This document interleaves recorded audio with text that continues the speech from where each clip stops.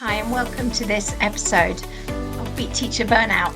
I wonder if you're a leader or a teacher, perhaps you have another role in school, and you wonder how you can ever find your energy again, how you can be the best version of yourself, perhaps how you can bring the best out of your team.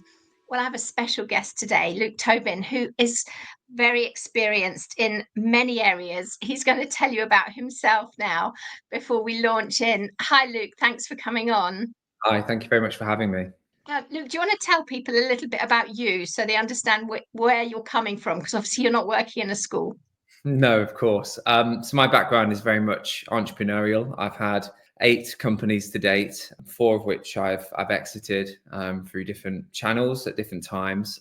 I now focus very heavily on investing in startup, scale-up businesses, working with entrepreneurs and founders in those spaces to help them, become more to grow, but to become more successful and do it in a way that actually helps them to avoid burnout, which is very on topic for this. And outside of that, I do tend to buy and build some of my own brands and businesses as well. Okay, wow. So you've got a lot of experience in what I'm hearing in supporting teams to be creative and productive and bring out their best in order to be able to thrive and have a successful business. So it's very much in parallel to a school, really, in how you're driving it. Do you have some keys that you would say help you to bring the best out of people? Yeah, I think to get the best from people, it's about taking people on an individual basis. I think the difficulty is with a work environment, a school environment probably is that you have to play to averages quite often, and you have to try and curriculums or the way that you work, you try to create it on an average basis, whereas actually each individual needs something probably a little bit different, and each person is personal. They've got different things going on at home, they've got different situations. So for me, it's always about trying to understand how they like to learn, how they like to be spoken to, dealt with. I often early on in kind of one-to-ones and in sessions, I'll literally say, how would you like me to communicate with you? Does it need to be a regular one-to-one? Should it be, would you like me to be fairly direct in my language? What sort of thing will actually motivate you? Because I don't want to do something that's kind of default for me and doesn't feel like it will motivate you. Then I think it's about just finding their triggers and their motivators, because lots of people have different levels of what their happiness, success, all of these things look different to everybody. So understanding what motivates and inspires, and then looking at within teams, always how you pair those individuals together is quite important for me. Yeah, I love that because in school, often in a class, we'll have a class teacher and sometimes a job share, and then a teaching assistant who may be in there sometimes or full time, depending on the needs in the class. And I could think quite often we're not careful enough about who we have working with who. And when you look at a team, sometimes, in my experience anyway, the teams need to have training on how to bring the best out in each other. Absolutely. Yeah, I think it's important. And it's tricky to do because I know time is always limited, and you can't spend too much time with one individual and not the others. And it is hard, but I think it can be done if you approach it carefully and try to understand early on what those motivators for those individuals is. Yeah. So I guess what I'm hearing is, in essence, that you're saying that if we start by really understanding our team, whether Mhm. that's your co-workers, your boss, the people who are, working their way up under you, unless we really put time and effort into understanding them and how they tick, we're not going to bring the best out of them, however good they are or we are. Definitely not. And also, you it's getting the best out of them, but also they won't get the best from you. So I think always looking at it from your own personal growth perspective. How can you be a great leader? How can you be a great teacher? It comes down to making sure that you're able to actually adapt the content, the way that you engage for those individuals. Yeah, exactly. Okay. So, going to a different area, you've talked about having different businesses and trying different approaches to things, and sometimes they work and sometimes they don't. Can you talk to us about the mindset around, I don't know if you want to call it failure or how you learn, how you pick yourself up. Can you talk to us about that? Yeah, I think, I've always been quite a curious person. So for me, I've often jumped into ideas because I feel passionate about them. Some of them maybe I didn't early on stress test enough or do the research to really understand the market fit. I kind of thought there was something there, and kind of has struggled through. And a couple of those businesses have not worked out. Not in the kind of the archetypal success way. Anyway, they weren't exited. They've wound down or whatever. But in those businesses, to be honest, they've taught me probably the most about myself, because you're often up against it. They can be highly stressful. And at those moments, you learn how that you deal with those stress, how you deal with the situations. I think having, what I realized very quickly as well, having the right people around you makes a huge difference. I think a couple of those businesses retrospectively could have maybe been more successful if I had the right people, or if I'd been at a point in my career where I understood the power in delegating and actually giving people the power to make decisions without me. For a long time, I held on probably too tight. So all of those things have taught me more than the businesses that have just, grown and been successful, even though they were hard as well. It didn't just happen overnight. Yeah, I think the failures have certainly set me up for future success. I think what happens with a lot of people, though, they have a couple of those failures or setbacks, and then that holds them back from wanting to do it again. But I would always say to people, it's not easy, but try and look at what the key lessons and opportunities are from that setback. Yeah, one of the things you just said was failure taught me about myself. Mm-hmm. And I guess one of the things that's in one of my books is how so many of us think we are self-aware. In fact, I think in a poll, 85% said they thought they were self-aware, but on digging in, the researchers said, in fact, only about 15% of us are actually self-aware, which is shocking to me because I thought I would be self-aware, but chances are I'm not statistically. So I guess self-awareness is one of the real keys for me. And you're saying you learn quite a lot about yourself through struggles. Absolutely. And I've had periods of burnout in some of those businesses myself. And I have to say that I learned a lot about my own boundaries and kind of being able to. So I always think there's kind of four pillars to life. You've got your career, your finance, your kind of health, and then your relationships. And for a long time, I lent very, very heavily into just the career, the focus, the success. I need to make money. I need to, and the kind of the pressure that I put on myself, I think led to the burnout. I don't think anybody else did it. Actually, I think it happened to me because of that. So the learnings from that have been amazing. And that forced me to become self-aware because I needed to, or more self-aware. I think you're right. Certain aspects where it's easy to slip back into not being that aware. And sometimes you're just going through the motions day to day, week to week, month to month, year to year. And before you know it, it's like, oh my God, another year's gone. But that's kind of day-to-day self-awareness of what keeps me on the straight and narrow and keeps me healthy is something that I figured out certainly through those difficulties. Okay, wow. So I want to talk about what you do to keep you healthy. But first, I guess because my experience of burnout as a leader in education was that I was a people pleaser. I didn't have good boundaries. I was very driven by external affirmation and validation, I suppose. I was never felt I was good enough.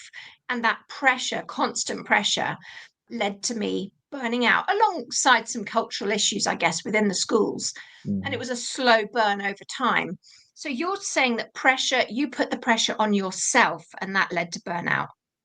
I think so. I mean, look, I could look at all the external factors and all of the other bits that came with it, but inevitably, it happened whilst I was running the business. So I was in control of the speed, the growth, probably the problems, you can't foresee, but that's just business. There's always new challenges to solve. And I think as long as you're getting new ones, you're not getting the same ones, that's just part of the journey.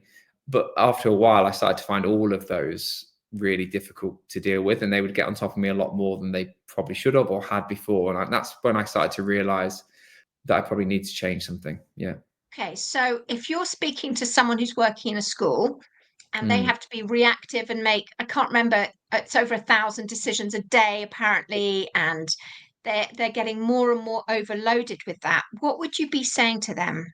I think recognizing that and how you deal with it, because I'm sure to be in that position in the first place, there's been lots of times when answering those 1,000 questions a day hasn't been a problem. But if it starts to feel like it is, I think recognizing it is the first, and then trying to find some healthy habits outside but also inside of work. Now, I know obviously you've got to work around the class schedules and all the rest of it, but in those downtime moments, or those hours after work, which is marking and doing all the other bits and bobs, are there areas of control that you can put in that allow you to take proper stock of what is and isn't working for you?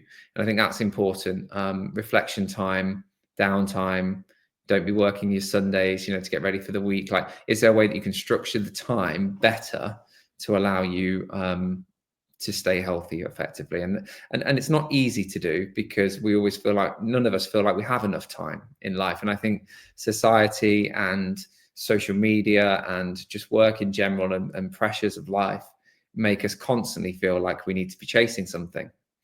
But actually, perspective in this is important. And I think just remembering that time is limited, as human beings on this planet, but also as in your careers, and stepping back and allowing downtime and being respectful of your own time isn't going to change the course of your career that much. It really isn't. It feels like at the time it is, but it's not. So really finding those moments to kind of respect yourself are important. So, do you have some top habits that you've put in place to keep yourself, because you're clearly very busy? Do you have top habits that have kept you healthy more recently? Yeah, I think more recently, definitely. And to be honest, I feel like every year and then we all probably feel like this, but this is just to paint the perspective. I feel like I get busier and busier, and I'm a sucker for punishment. I take on more opportunities, more roles. I've just literally this morning founded another company with somebody. Like, there's always things going on, but I have some like non-negotiables, and I think these non-negotiables are really important. So, I'm not a 5 a.m.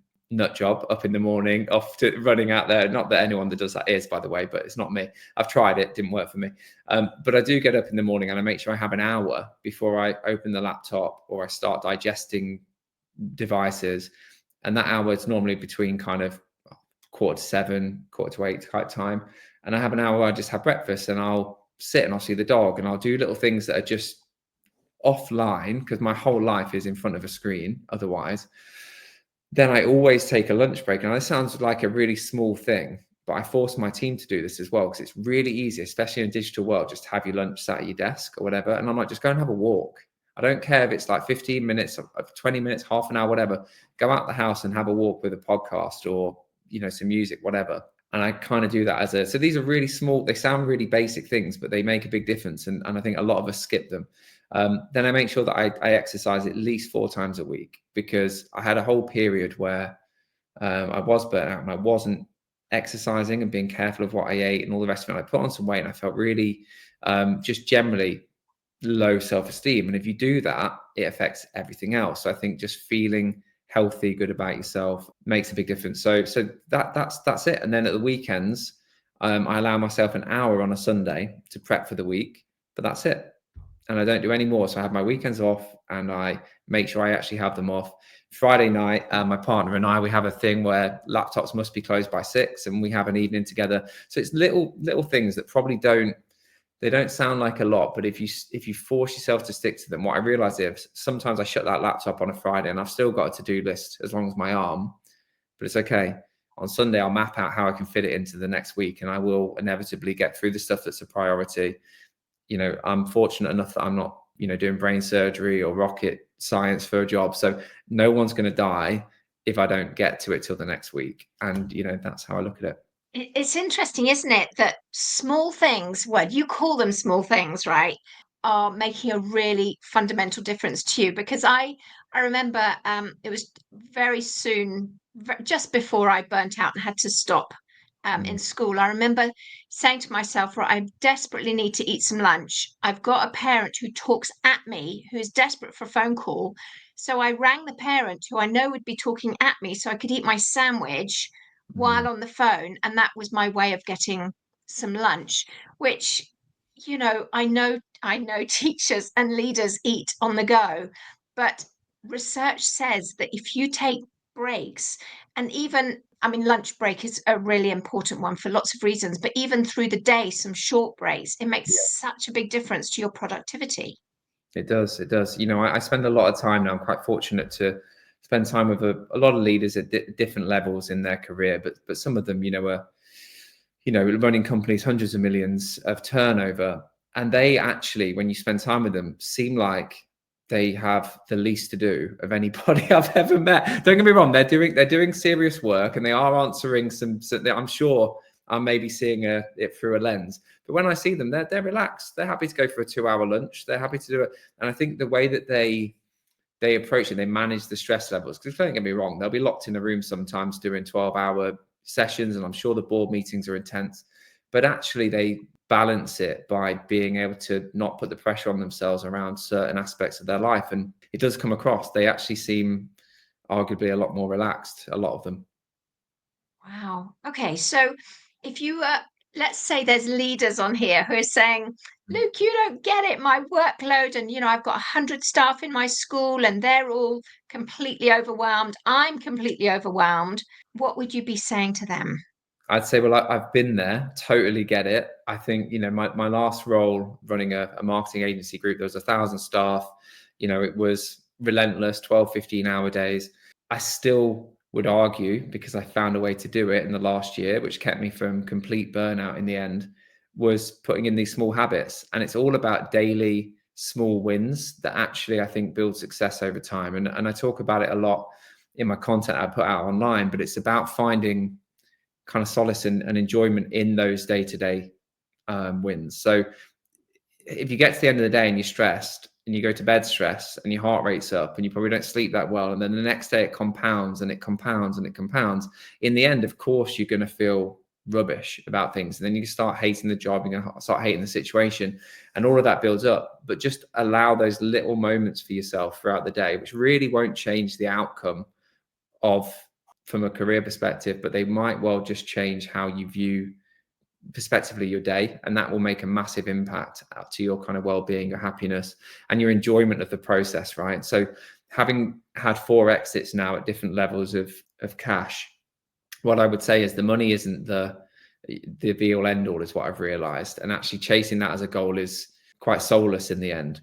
So what I've learned now is what I actually realized that I love is actually just building things. I love building businesses. And if you love teaching children and you love, helping them on their path of life and setting them up for success, then don't forget that, and don't let all of the other aspects of it dampen that down. Find those moments to allow yourself to keep enjoying that. Because otherwise, I mean, I read somewhere that there's more teachers leaving the industry than there is going in, which is obviously worrying, because I'm sure everyone gets into it for a passion for it, but the actual stress and the constraints of it are what are making people leave. So yeah, you are in control of how you handle stress and pressures. I think that's important to remember. Ooh, that's quite a big thing to say.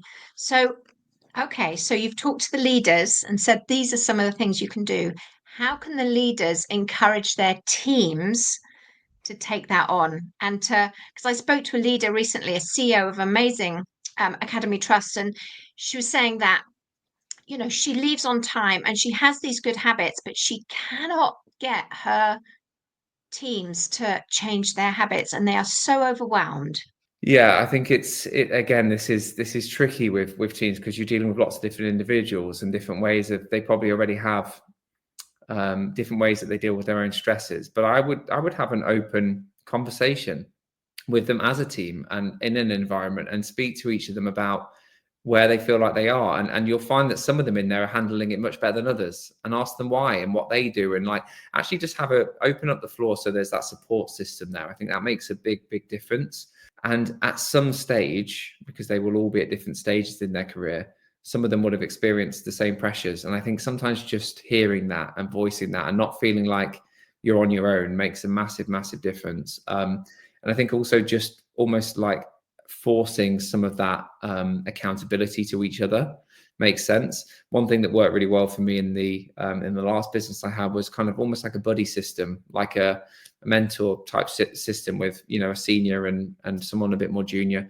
I don't know how common that is in education, but it would make sense to have that kind of buddy system, someone to talk to. That might help as well. Yeah, I love that. Gosh, I think there's so much in here that is real gold dust. I think the thing that people in school might be shouting to you about is that they just don't feel that they have any control.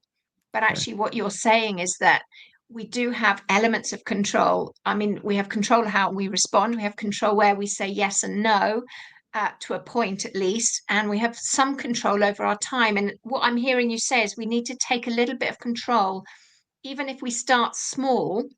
I mean, Mm, I suggest to teachers that they start going home on time one day a week, yeah. just to remind their brain almost that they have a little bit of control somewhere. I don't know if you've got any other things where you would say we have a bit of control. Absolutely. I mean, those little moments I mentioned before about how you deal with your personal time as well as something that nobody can reach in and take from you. You just decide to give it, right? So you are in control of that. So those late after work hours, early mornings, weekends, whatever it might be, that's your conscious decision to give it up. And I know the argument would be, well, I've got all this workload, it's got to get done. No one's going to do it for me. I get that. But you still have the ability to structure your time in a way that allows you to have some moments of clarity and downtime. And I think that's important. And how you spend your time as well makes a big difference. So if you are finding time available at the weekend, but on a Friday night, you're going out and drinking a couple of bottles of wine, and then Saturday dealing with the kids or whatever you're doing. And then it's kind of like, before you know it, like how you're recharging yourself is probably not in the most healthy way. So you're in control of how you recharge yourself and the way that you approach that recharge process. But I love the idea you said there about that one day a week. Try and structure it so that, rather than it being 3 hours on a Sunday, it's an hour or something like that. Just start those little small improvements and watch it compound. And I think as soon as you start to see some confidence build in being able to make those changes and take some control back, the easier it will be to do it as you go forward on other aspects as well. Wow. Well, Luke, thank you. I try and keep these podcasts to somewhere around 20 minutes because I'm pretty sure that overwhelmed school staff have only got that level of concentration. If people want to connect with you, how would they find you? Sure.